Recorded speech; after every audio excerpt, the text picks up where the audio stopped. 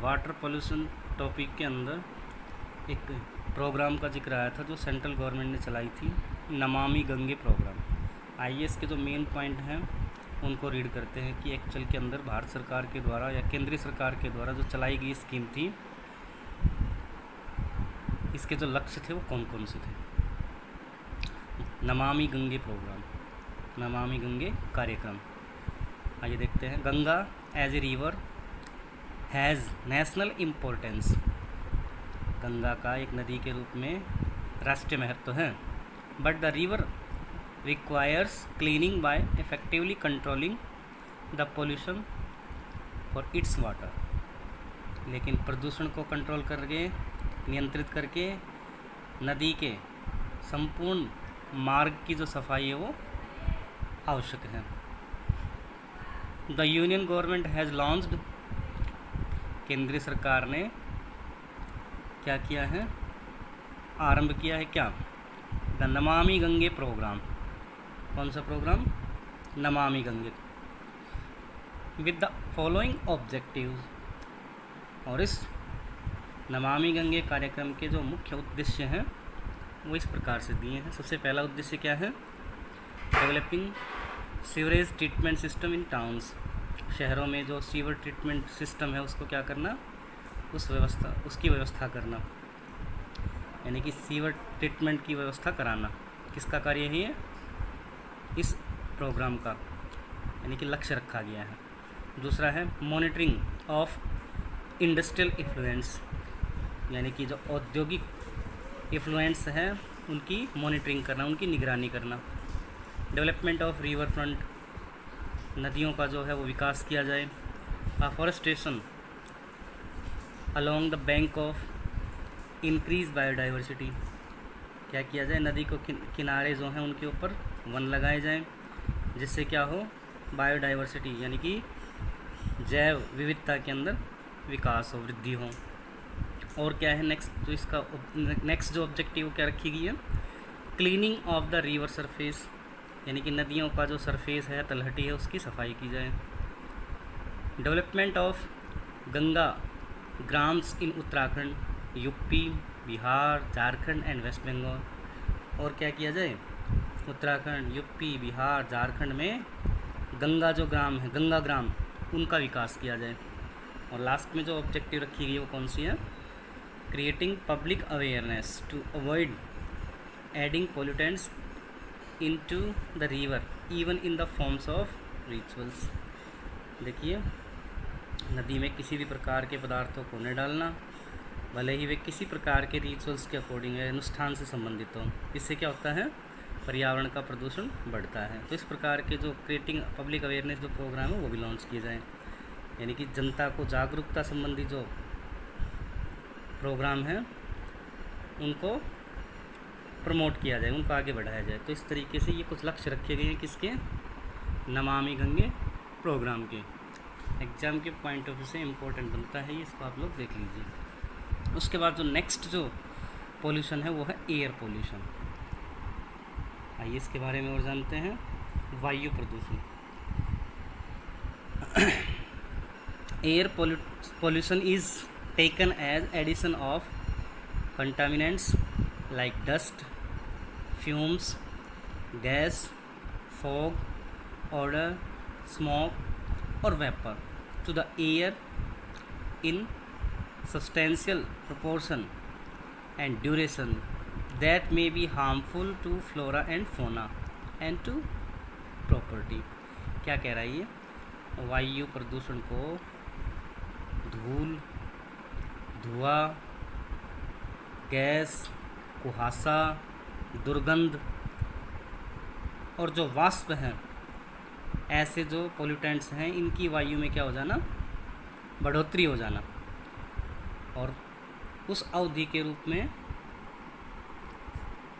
यानी कि जो टाइम पीरियड है उसके रूप में लिया गया है, जो किसके लिए नुकसानदेह हैं, मनुष्यों, जंतुओं और संपत्ति के लिए क्या है, नुकसानदेह है। तो इसको क्या कहा गया है, वायु का प्रदूषण। यानी कि वायु के अंदर जो कुछ कॉन्टामिनेंट्स घुल जाते हैं, कुछ अशुद्धियाँ घुल जाती हैं, हो सकता है वो किस किस रूप में हो, ये सब एग्जाम्पल दिए हैं। तो इनकी मात्रा के अंदर अचानक से वृद्धि हो जाना और फिर उसके बाद उनका मनुष्य, जंतु और संपत्ति के लिए क्या करना, उनके ऊपर उल्टा असर डालना, हार्मफुल इफेक्ट डालना, इसी को क्या कहा गया है, एयर पोल्यूशन, वायु प्रदूषण। आगे देखिए, with increasing use of varieties of fuels as the source of energy, यानी कि जो बढ़ते हुए जो यूज़ हैं विभिन्न प्रकार के जो फ्यूल्स हैं, जैसे किस रूप में, ऊर्जा के संसाधन के रूप में, ऊर्जा के स्रोत के रूप में, विभिन्न प्रकार के जो ईंधनों के प्रयोग में जो बढ़ोतरी हो रही है। There is a marked increase in emission of toxic gases into the atmosphere, इसके परिणाम स्वरूप, बढ़ती वृद्धि के परिणाम स्वरूप क्या हो रहा है, वायु प्रदूषित होती जा रही है। There is a mark increase, यानी कि वृद्धि होती जा रही है किसके अंदर, इन टॉक्सिक गैसेस के अंदर, जो कि कहाँ घुल जाती हैं, एटमॉस्फेयर के अंदर, और फिर वो क्या करती है, resulting in the pollution of air, और यही क्या कर रही हैं, पॉल्यूशन के अंदर, सॉरी वायु के अंदर क्या कर रही हैं, पॉल्यूशन कर रही हैं, वायु प्रदूषण का कारण बनती हैं। कंबस्टन ऑफ फॉसिल फ्यूल्स, अब ये बताया है कि जो जीवाश्म ईंधन का जो दहन है, mining and industries are the main sources of air pollution. अब एयर पोल्यूशन का मुख्य जो कारण है वो क्या क्या बनते हैं, कंबस्टन है किसका, फॉसिल फ्यूल्स का, माइनिंग है, इंडस्ट्रीज़, ये क्या है, मेन सोर्स हैं एयर पोल्यूशन का, वायु प्रदूषण का। These processes release oxides of sulphur and nitrogen. अब ये कह रहा है कि ये प्रक्रियाएं क्या करती हैं, वायु में सल्फ़र एवं नाइट्रोजन के जो ऑक्साइड हैं उनको बढ़ा देती है। इसके अलावा hydrocarbons, carbon dioxide, carbon monoxide, lead and asbestos, इसमें क्या बताया है कि ये जो प्रक्रियाएं हैं वायु में क्या क्या करती हैं, sulphur dioxide, nitrogen, carbon monoxide, सीसा तथा एस्बेस्टस को रिलीज़ करते हैं, मुक्त करते हैं। Air pollution cause various disease related to respiratory, nervous and circulatory system. अब देखिए इसके जो परिणाम हैं किसके, वायु प्रदूषण के, वो किस किस के ऊपर पड़ते हैं, स्वास्थ्य संबंधी। देखिए वायु प्रदूषण के कारण क्या होता है, जो हमारा रेस्पिरेटरी सिस्टम है, जो हमारा नर्वस सिस्टम है और जो हमारा सर्कुलेटरी सिस्टम है, यानी कि जो श्वसन तंत्र है, तंत्रिका तंत्र है तथा रक्त संचार तंत्र है, इसके ज़रिए क्या है, रक्त मूव करता है, इनके ऊपर क्या हो रहा है, इनसे रिलेटेड जो बीमारियां हैं वो बढ़ती जा रही है इस एयर पोल्यूशन की वजह से। आगे देखिए,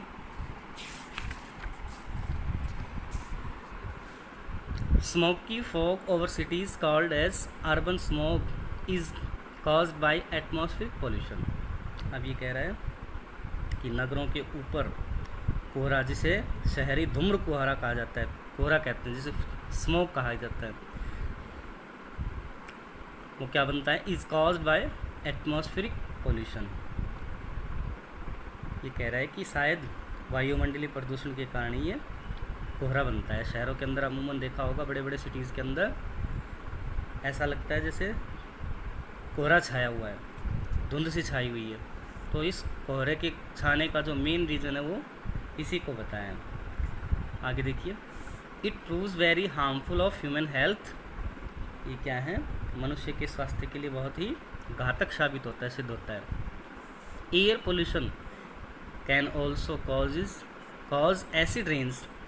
अब इस वायु प्रदूषण के कारण क्या होती है, एसिड रेन होती है, यानी कि अम्ल वर्षा होती है।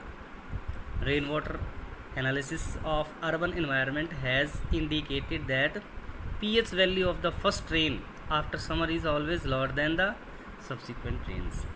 अब ये बताया भी है कि एक नगरीय पर्यावरण का जो वर्षा जल विश्लेषण ये बताता है, बारिश जब आती है तो एक एनालिसिस किया गया है वो ये बताता है कि गर्मी के पश्चात जो पहली बारिश आती है उसमें जो पीएच लेवल है वो बाद की बारिश से हमेशा कम होता है। तो इस तरीके से हम लोग देखते हैं इस पीएच के पीछे भी कहीं ना कहीं कि जो वायु के अंदर घुले हुए जहरीली जो रसायन हैं, डस्ट हैं, फॉग है, यही एक मुख्य कारण बनते हैं। Noise pollution. Noise pollution refers to the state of unbearable and uncomfortable to human beings which is caused by noise from different sources. इसमें क्या बताया है, ध्वनि प्रदूषण किस वजह से होती है कि ध्वनि प्रदूषण विभिन्न स्रोतों से जो उत्पन्न होने वाली ध्वनि है उसका मनुष्य की जो असहनीय या सहन करने वाली जो सीमा है उससे अधिक होना तथा अनकम्फर्टेबल यानी कि असहज होना मनुष्य का, इसी को क्या कहा गया है, नॉइज़ पोल्यूशन। इस प्रकार की ध्वनि होती है जिसको मनुष्य सहन नहीं कर सकता और साथ में अपने आप को असहज महसूस करता है। ऐसी स्थिति क्या कहलाती है, noise pollution. This matter has become a serious concern. ये जो मामला है एक बहुत ही गंभीर चिंता का विषय बन गया है। ओनली इन रिसेंट ईयर्स, हाल ही के सालों में, due to variety of technological innovations. कारण क्या है इसका, विभिन्न प्रकार के जो टेक्नोलॉजिकल इनोवेशंस हुए हैं, तकनीकी जो इनोवेशन खोज हुई हैं, अन्वेषण हुए हैं, वो एक मुख्य कारण बन गए हैं इसका।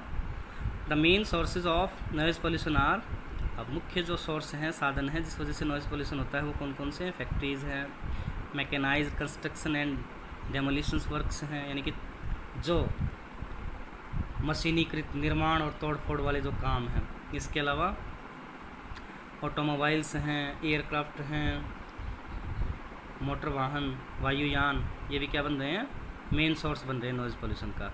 इसके अलावा there may be added periodicals but polluting noise from siren, loud speakers use in various festivals, programs associated with community activities. इसके अलावा और क्या बताया है, सायरन, लाउड स्पीकर,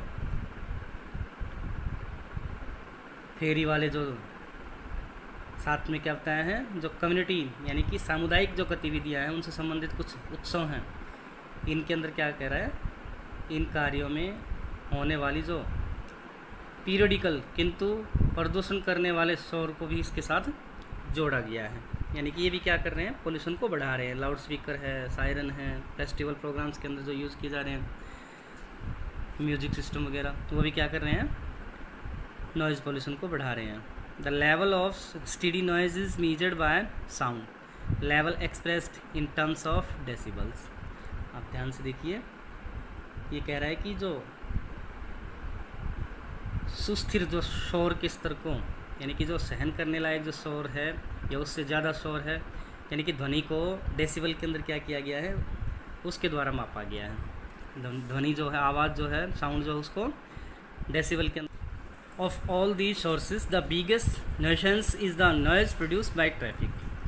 ध्वनि प्रदूषण के जितने भी स्रोत बताए हैं, इन सभी स्रोतों में से क्या कह रहा है, ये यातायात द्वारा जो पैदा किया गया जो शोर है, सबसे बड़ा क्या है, एक न्यूसेंस बनता है, क्लेश बनता है। Because its intensity and nature depend upon factors such as the types of aircraft, vehicles, trains and the conditions of roads as well as that of vehicles. अब क्या कह रही है, इसकी जो तीव्रता है,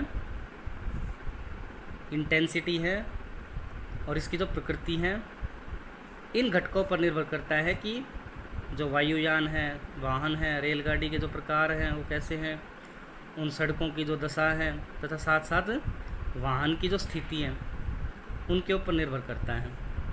इन सी ट्रैफिक, आप सी ट्रैफिक के बारे में बताया, समुद्री यातायात के बारे में बताया है। The noise pollution is confined to the harbour due to loading and unloading activities. ये कहाँ तक सीमित है, केवल हार्बर तक, क्योंकि लोडिंग और अनलोडिंग जो है इस वजह से क्या होता है, पोल्यूशन होता है, कौन सा, noise pollution, due to loading and unloading activities being carried. Industries cause noise pollution but with varying intensity depending upon the type of industry.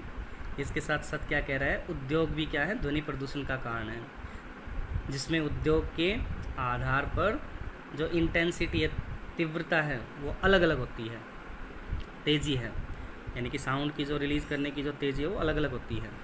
Noise pollution is location specific and it's intensity declines with increase in distance from the source of pollution. अब क्या कह रहे हैं ये, ध्वनि प्रदूषण का जो स्थान है वो स्पेसिफिक होता है, कन्फाइंड होता है, विशिष्ट होता है, तथा इसकी जो तीव्रता है, प्रदूषण के जो स्रोत हैं जैसे कि कौन कौन से बताए हैं, industrial area, arteries of transportation, airport etcetera, इसके जो क्षेत्र हैं, स्रोत हैं, वो कौन कौन से बताए हैं, औद्योगिक क्षेत्र, परिवहन मार्ग, हवाई अड्डे इत्यादि। क्या कह रहा है, मुख्य मार्ग से दूर कम होती जाती है, जैसे जैसे दूरी बढ़ती जाती है तो ये पोल्यूशन का जो स्तर है, नॉइज़ पोल्यूशन का जो लेवल है वो कम होता जाता है इन सब से। Noise pollution is hazards in many metropolitan and big cities in India. Bharat के जो बड़े शहर हैं और महानगर हैं उनमें ध्वनि प्रदूषण एक बहुत खतरनाक ही क्या बनता जा रहा है, विषय बनता जा रहा है, यानी कि ध्वनि प्रदूषण एक भयानक खतरनाक रूप धारण करता जा रहा है, स्पेशली कहाँ, सिटीज़ के अंदर और जो मेट्रोपॉलिटन सिटीज़ हैं उनके अंदर।